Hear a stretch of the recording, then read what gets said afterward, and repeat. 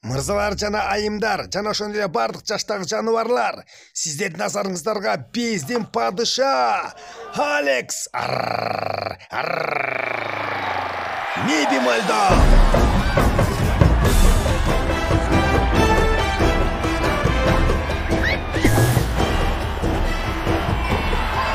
Биздин падышаны жакшылап тосуп алалык. Эгер алды падыша болсо, анын башындагы тажысы каякта? Мына мен башында тажыны карагылачы. Мына мен башында турат, кандай кооз бекен? Кара.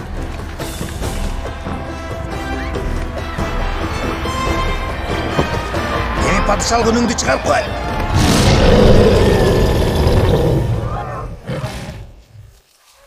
Ай, мен мындайды эч жерден уга эле келем.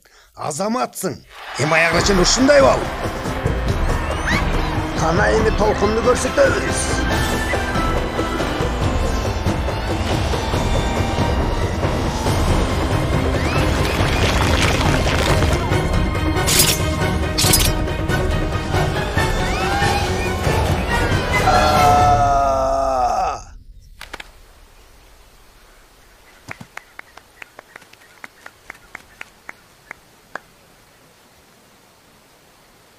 Geçirесиң.